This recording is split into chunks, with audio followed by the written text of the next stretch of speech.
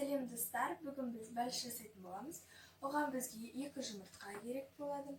Және қант, және қаймақ, және разрыхлитель, сосын ванилин, сосын қасық, бітті. Сосын он мөлшермен біз қоса береміз сонда. Енді бірінші біз жұмыртқаны да саламыз.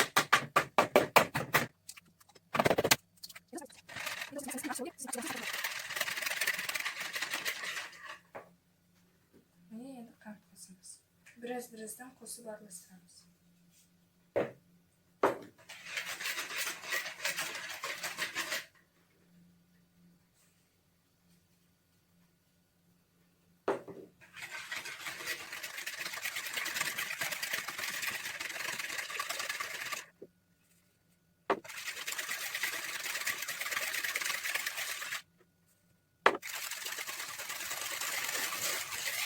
Біздің қантымыз бітті, енді қаймақты қосатын боламыз.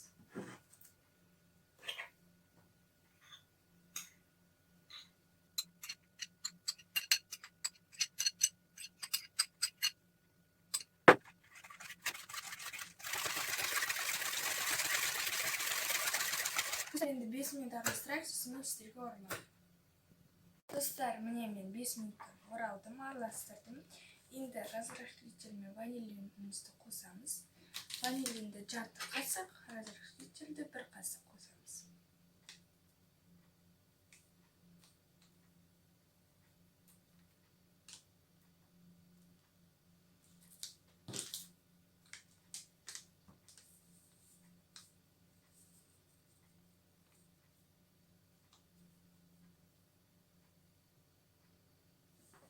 Достар, міне қостым.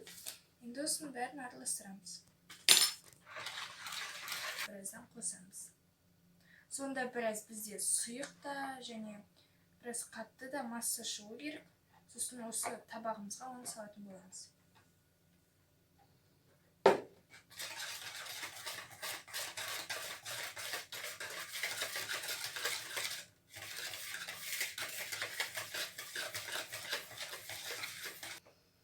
Достар, міне менде осындай масса шықты.